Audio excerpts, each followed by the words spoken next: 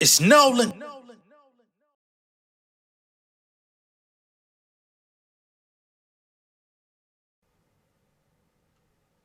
Inside the industry, your number one source for music, entertainment, commentary, and breakdowns. Today, we're going to be getting more so into the entertainment and commentary portion of what we do. But if you enjoyed that intro, that song is called Here to Play. That's me and my guy, Marcus Gleisner. And the reason I played it is because we recently got a really dope spot with the Paralympics out there in Paris. You know what I'm saying? And of course, that's the Olympics for disabled people. And we caught a nice advertisement featuring that song. So I just wanted to get on here, tell y'all that, revel in my own little accomplishment. You know what I'm saying? For those that don't know, I really be doing songs and stuff for TVs and TV shows, advertisements, films, and stuff like that. Anyway, in this particular video, we're going to be getting into Invest Fest and Earn Your Leisure, earning a little bit of backlash. Okay? Now, when it comes to Invest Fest, I got to be all the way transparent, right? Last year, I did a video talking about Invest Fest 2023. They got a lot of negative feedback last year for numerous reasons. If you have not seen that video, you can check it out. And maybe I'll link it to this video or something. But it seems a lot of the same issues are prevalent in 2024. So we're going to be talking about this all over again. And I want to make it abundantly clear that I'm not talking about these gentlemen to disparage them, to be hateful. I don't covet their position. You know what I'm saying? None of that type of stuff. Like, I'm not that guy, right? I even have people within my business circle who work with them and have, connections to what they have going on. So it's not in my interest to come out disparaging these gentlemen. However, when we look at the Invest Fest, you got to look at half of the name, right? There's Invest and then there's Fest. And I think that a lot of people are complaining because the fest and the festivities of this particular conference and event have overtaken what they perceive to be the investment portion of the event. And a lot of people are being rubbed the wrong way. And a lot of people are coming in with different expectations than what they're receiving. And it's becoming a problem more and more each year. I think that it will probably work in the favor of the people running it to take some of that into consideration. But to be honest, if I'm really being transparent, I don't think nothing's going to change. And I don't think people having this negative feedback is going to change anything because they know who their target audience is. And as a matter of fact, I'm going to run some video of them speaking on who that target audience actually is, because this should let you know everything that you need. You know what I'm saying? Before I even put my personal bid on it. Here's what they say when it comes to their target audience with this event. Okay, so who's like the target audience for this? Like who would be the perfect candidate to come and be a part of InvestFest? The great thing about InvestFest is for everybody, from people that just graduated from college to high-level executives. We have billionaires that come to InvestFest. So really, no matter where you are in life, it's a great place to be because everybody is there for different reasons. Some people are there for network, some people are there to learn, some people are there to, promote their business. We have vendors. So anybody that has any interest in business at all on any level from A to Z is all welcome to InvestFest. You know what's so great too, though, is that you can learn from people who really know what they're doing when it comes to being at the top of their specific industry. So, all right. So they say that this event is for everyone. Now, I don't know how many of y'all have had any experience in business. I don't know if you've ever met with anyone that wanted to be like a business manager to something you had going. I don't know how many entrepreneurs we have out there that have met with, public relations people or anyone that would try to help you grow your business. But the first thing they're going to ask you is who your target audience is, who your demographics. And if you tell them in that meeting, my brand is for everyone, they're going to stop you right there. They're going to say there's no possible way that what you're offering is for everyone. It's not possible. Let's hunker down and find your ideal customer, right? Your ideal consumer, right? That doesn't mean you got to narrow it down to, it's 18 to 25-year-olds that want to be hip and cool and this and that. You know what I mean? Not necessarily, right? Because you say that, they're going to say, well, what about the people that are not in that age range? They're going to continue to ask and prod, right? But to me, I feel like these guys who are running a conference that's built on entrepreneurship, that's built on business, that's built on finance and branding. We can't talk about finance without branding, especially when it comes to, what it is that they've cultivated, without critiquing the fact that y'all broke the first code in this interview, right? It's no way it could be for everybody. You should, well, not should say, but I'll say it for them. InvestFest is for people that are either interested in meeting their financial celebrities, right? Because there are people that are in the financial community or in the crypto community or, all of these different things that have become voices, that have become the pseudo celebrities within these different communities. You want to either meet them or learn from them. The problem is with the learning side of it is no one particular speaker is going to have enough time at any of these events. I'm not just talking about InvestFest. I'm talking about any financial investing, conference. You're not going to have enough time with these people. They're going to run down where they come from. They're going to talk about their family. They're going to talk about where they went to school. They're going to talk about what the fuck they ate for breakfast that morning. All the while, they're eating up that fucking clock. You sitting there with your notebook waiting to take notes, you're going to get probably 2 or 3 nuggets of interesting things.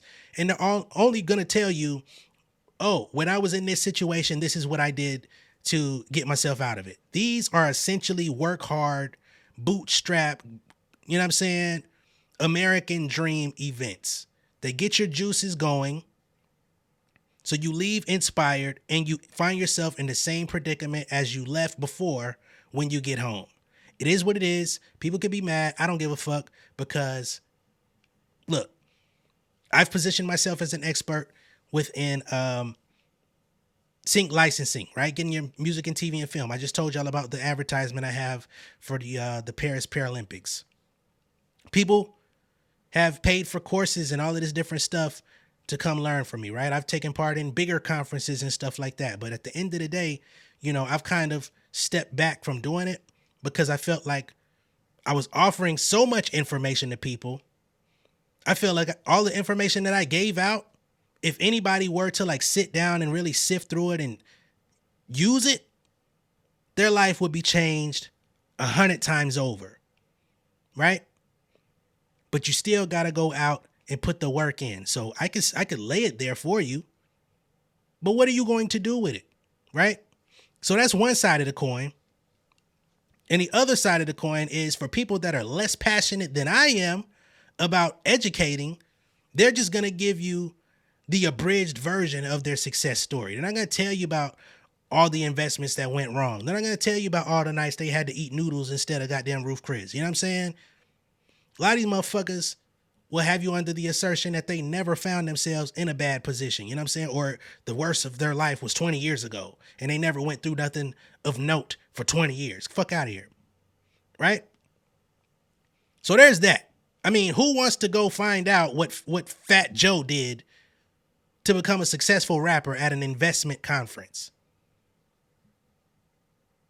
Who wants to go ask Steve Harvey? You know what I'm saying? Like, Steve Harvey has a lot of investments. He's got his very successful portfolio. I'm not saying that he don't. But we know Steve Harvey for being a comedian.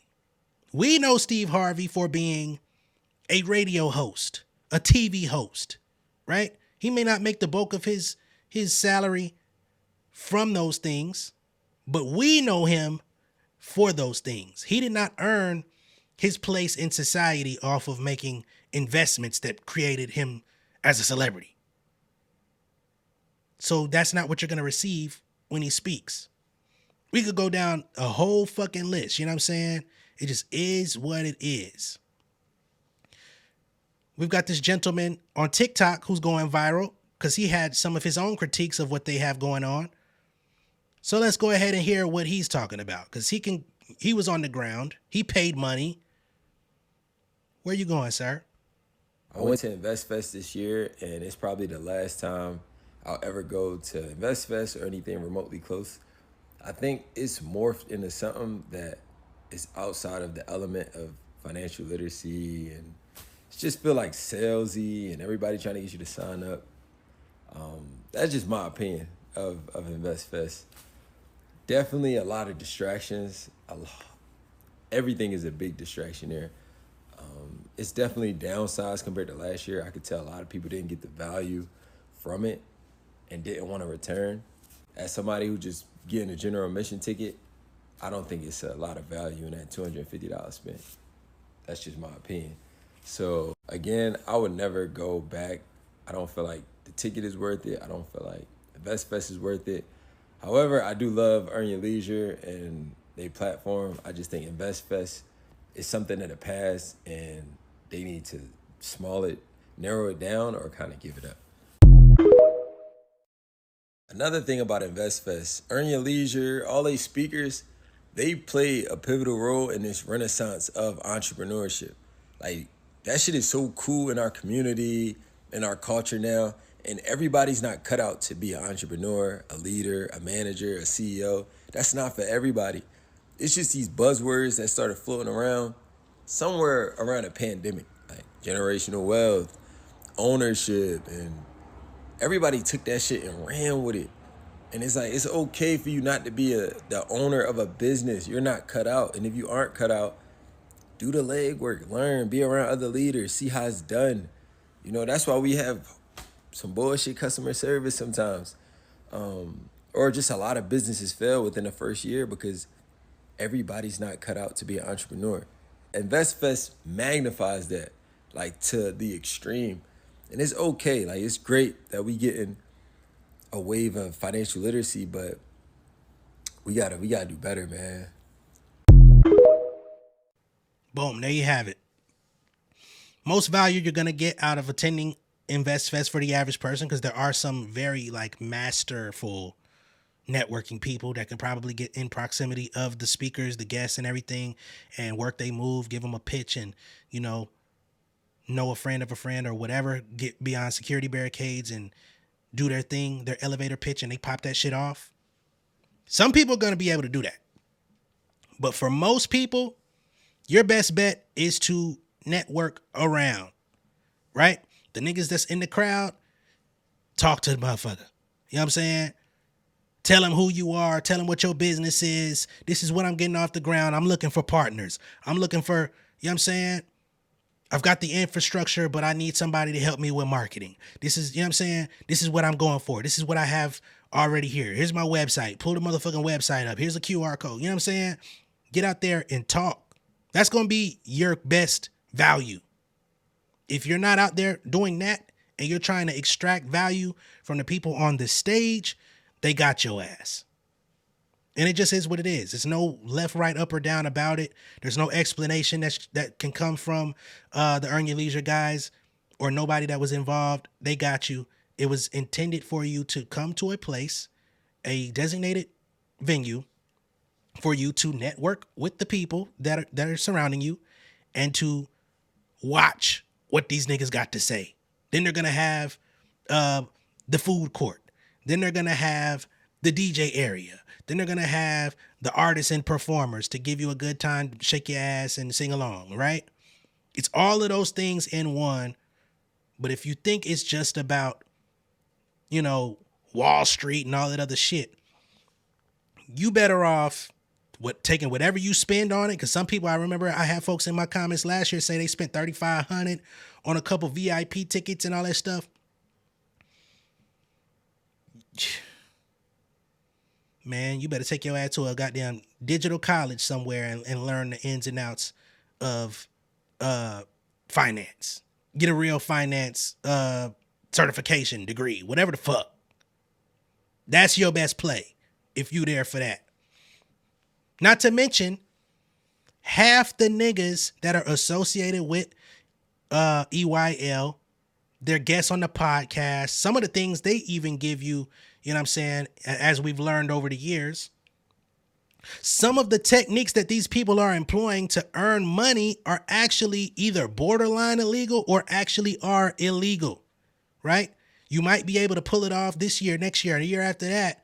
But then when the IRS come knocking or they start saying, hey, you owe this, you did this bad, this was fraud, this was this, you're going to find yourself in a predicament because it was actually not meant for everybody to start coming up with these little slick ways of come up quick schemes, which is why the pandemic was such a interesting time. A lot of people started learning about financial literacy, like Homeboy said, generational wealth, all this stuff. A lot of people found themselves out of work, right? And needed something to do, whether you were out of work due to, not being able to show up, whether you were furloughed and still getting money from your job, or whether you got laid off and you were looking for your next move. You were looking for the way, that was going to sustain your family moving forward. A lot of people got interested in this field. However, we're now in 2024. The buzzwords around all of these things, the buzz around the buzzwords, I should say, has dissipated greatly. The interest in Earn Your Leisure as a show has dissipated greatly, right? If you look at their YouTube, and I'll do y'all the pleasure of going ahead and just doing it. They've got 1.5 million subscribers on YouTube currently. Right? They have a video that was uploaded 8 hours ago, turning rejection into triumph, Alexio Gibson Shark Tank, blah, blah, blah. 800 views. Jensen versus Zuckerberg, CEO of the Year debate. 1.1K views. Okay?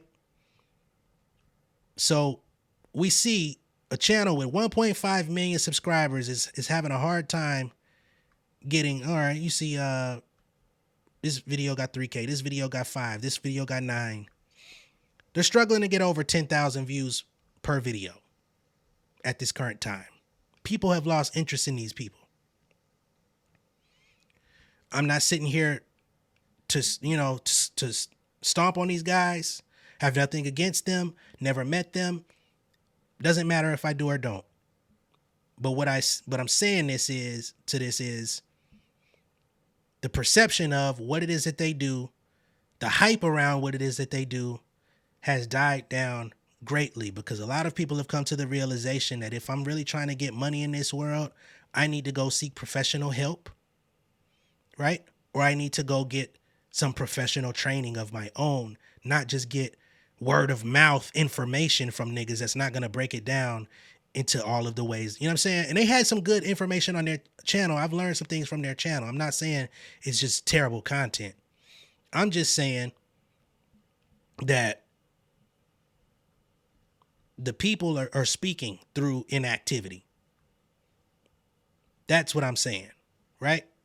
Beyond that, there's even been some security issues at InvestFest. This person comes out and says, full transparency at InvestFest. It was not a safe space for us. 2 exhibitors were robbed at gunpoint because of 0 security measures in place this year. Bags were not checked. There were no metal detectors or wands in place to ensure our safety. This was a complaint last year as well. They say this gave many of us anxiety as the organizers offered 0 transparency about what was taking place to the patrons and other small businesses that were exhibiting. Unfortunately, we're in an area stricken by poverty. We're in Atlanta. That was also a complaint last year, is that the venue that they chose, it's right up the street from the hood. You know what I'm saying? And as an Atlanta resident, I can attest that's what it is. You know, the OG World Congress Center. Shit. Southside, Southwest. All right, whatever. Even with all its success and black joy, our struggles are still real here. You have to make sure the community knows you care. So they're basically saying, we don't feel safe. Niggas was robbed at gunpoint. It's become a target, right? Now, when people see InvestFest coming into town, they say, okay, all the walking licks are coming into our territory. We about to start lining these niggas up. And it's going to be EYL's responsibility to either move from that venue or beef up the security, metal detectors, etc., to where if you're able to come inside this event, you know that nobody has anything that will harm someone else. Just is what it is. Like, y'all here to talk money. You got celebrities pulling up. You got all types of, you know what I'm saying? It's a lot of figurative money in circulation just from people, just from the patrons and these high profile guests y'all have. Y'all gonna have to do better. Now, when it comes to InvestFest and Earn Your Leisure, you know, perhaps being on a decline, as the gentleman stated in his video, he felt like there was a downsizing of this year compared to last year, because last year had the most vocal feedback and backlash from the people. He says that it was definitely a lot less there. We've also got the Earn Your Leisure guys coming out. And this is Rashad specifically, who recently went on the God Show podcast. And he says that we are now in a influencer recession of sorts, right?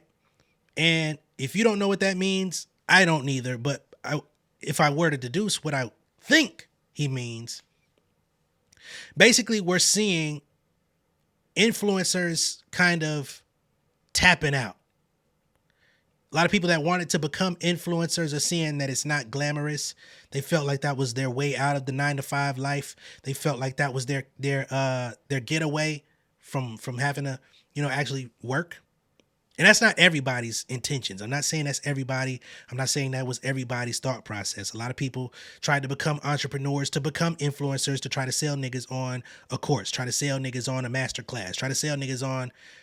You weren't qualified to be teaching nobody anyway. You weren't qualified to be selling anything anyway. You didn't have an actual value to bring to the game. You watched Earn Your Leisure to get all your mannerisms. You watched all, you know what I'm saying? So I ain't really got no sympathy for some of these motherfuckers.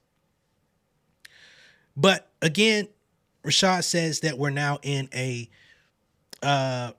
influencer recession, meaning, again, a lot of people are tapping out.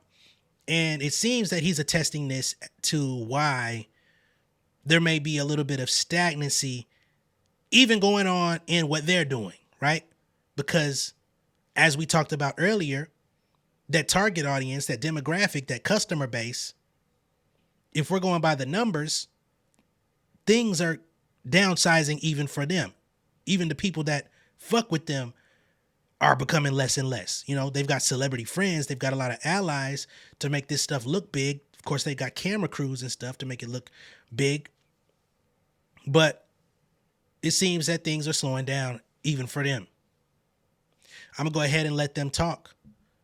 And of course, with the God Show podcast, they do copyright when you, or claim copyright when you use their video. So we're only going to be playing audio. This is a thing now because all of the, you know, shows that bring in views and stuff like that, they understand when you use their videos, you're making money off of their content, so they be claiming it. Talked about it on, me and Ian talked about it on the other show, Blackout, an influencer recession. I definitely feel like it's not over. Yeah. But I feel like if COVID was boom time for influencers and podcasts, everybody was just content, because everybody's consuming content because there was nothing else to do. Yeah. So True. But now everybody's back outside, and there has been, I think, too much content being produced, Yeah. right? Because it's kind of lost its. If everybody's a content creator, who's going to consume it? What we ended up finding is people weren't influential at all. I'm sorry I jumped in. But that's the real truth, my dog. That's what it is, my boy. Niggas saw you and numerous countless others and said, it's just like the rap game. Oh shit, that's what y'all doing? Y'all making money on that? I could do that. Set this up, get my lights. You know what I'm saying? I mean, I'm a content creator myself. I understand. But what are you bringing to the game? Where's your unique perspective, right? What have you done that's different from everyone else that actually cut you through the masses? What is your real success story? What did you actually grind for? If you got famous off of a video and now you just famous, what the hell am I supposed to get from that? What's your story? What's your bread and butter? What are you actually talented in? What can you teach me about that you have vast knowledge on, not just knowing a lot about a little? Or a little about a lot, excuse me. I'm gonna let you finish, bro. You know, anything that happens if it gets oversaturated, it's not the same anymore. It's a little diluted now. So I feel like it's going to be a rough time for like the next probably 2 years. But then I feel like it'll pick back up. But the cream of the crop, if you could survive the drought, then you become an authority in the space. And now when everybody else is gone, there's only going to be a few that are really leading the charge. Not to mention, I got to jump in. Not to mention these fake ass goddamn real estate motherfuckers that y'all helped usher in too. Y'all was part of this game. Y'all brought on the fake ass real estate niggas. Motherfuckers who be out here. Motherfuckers that go out here and be up in niggas' homes. They be seeing the listings on the website where you could go open up the lockbox key and shit and call the number, get the lockbox. Them bitches come up and call the lockbox and shit. They go inside the house. You supposed to be there for a viewing, but you really there talking about something. Yeah, man, look at this house I got on the market. You know what I'm saying? Hit me up if you. Yeah, baby, this is one of my homes right here. Fake ass nigga, get the fuck out of here. Yeah, y'all niggas got to get the fuck out the gate. Now, I'm not saying that EYL is specifically responsible for it, but what y'all brought to the game, y'all influenced a lot of people to try to figure out how to work they move. Niggas started folding them motherfucking arms. Niggas started doing them photo shoots. Niggas started throwing on them goddamn suits. Found an image. And a lot of motherfuckers that had to tap out because Dean Malenko showed up. If you don't know who Dean Malenko is, look him up. Yeah, baby. The Reaper has shown up. And I ain't got no problem with it. You gotta have some substance with your show. Okay? It's about what you're doing, right? Like, why did you start it? Yeah. The why is the most important. The only thing that matters. Right? Like, why did you do it? So a lot of people that came into it, they wanted to market themselves.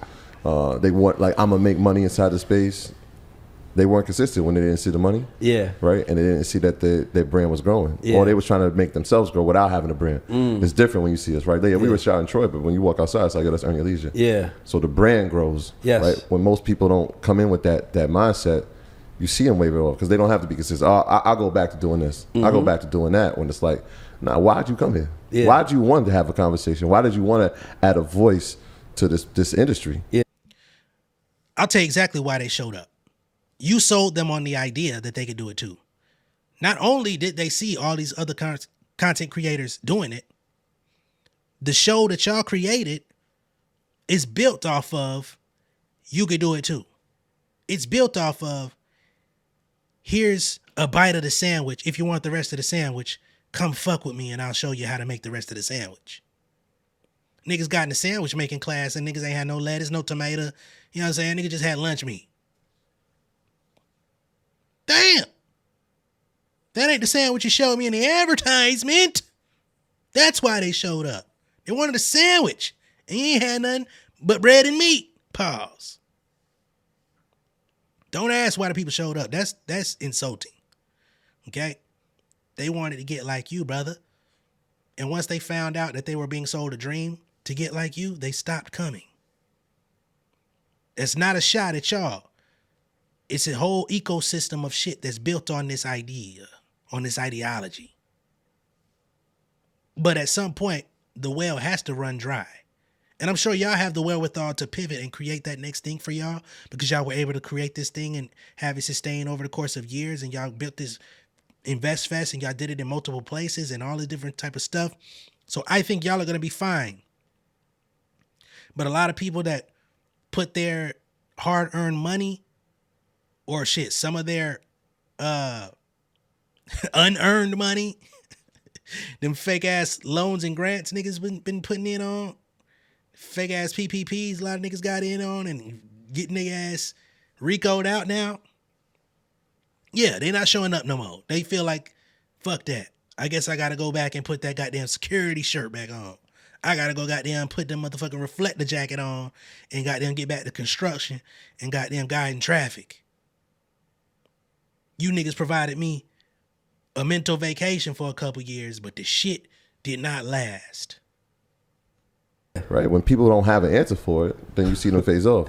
And so, They're trying to get some money. They're trying to get some money. But that's what I say, like, when you do it for the love and you do it with a purpose, then not only are you helping yourself, but, like, look around this room. How many lives you changing? You changing people's lives. Like, you have a show, but, like, yeah, somebody's on the soundboard. Somebody's doing the camera. Somebody's going to edit this. Yeah. And majority of the times, they're going to look like us. Yeah. So you providing opportunities for those people, too. And so, like, I think that grows. I think we start to see bigger productions. The gospel doesn't. It has a bigger space, right? Earn Your Leisure looks big. Like, we have the warehouse literally on the block now, and more people get employed. I think the people who rise to the top and who've been consistent, I think they continue to grow. Sure. In order to be an influencer, you got to influence something. In order to be a personality, you got to have some personality. You motherfuckers be coming here with a blank canvas and just start impersonating people and thinking you're supposed to pop off. Nah, dog, it don't work like that. It don't work like that, cut. But, you know, I ain't saying that's y'all. I'm just saying a lot of people are feeling some type of way because they got enticed by the sandwich. I will say, Troy and Rashad don't respond the best to criticism, right? Last year when these critiques came out, Rashad was very vocal. And sometimes he just attributes all critique as hate. I'm hoping that he's elevated past that and that he can take what people are saying in stride, and hopefully they can continue to elevate and grow. You know what I'm saying? But I think, again, anyone that's going to this event, you're going to have to adjust your expectations. For those that had a great time, I'm glad you did. I'm sure it was plenty of entertainment. It was plenty of good food, plenty of, notable people that whet your palate. But for anyone that's dissatisfied, you got to understand this is a festival. It's in the name. Okay? So we ain't going to stay here all day and just rain on these dudes' parade. But I think if you spend money to go there, you should know you're going there to be entertained, not so much as educated. You should probably visit official, real-life educational institutions to get what it is that you're looking for. Okay? Be sure to like and share this video. If this is your first time seeing me on YouTube, go ahead and subscribe to the channel, become an insider. I will catch y'all on the next one. Much love, respect, y'all. Peace. King of my city and cul-de-sac.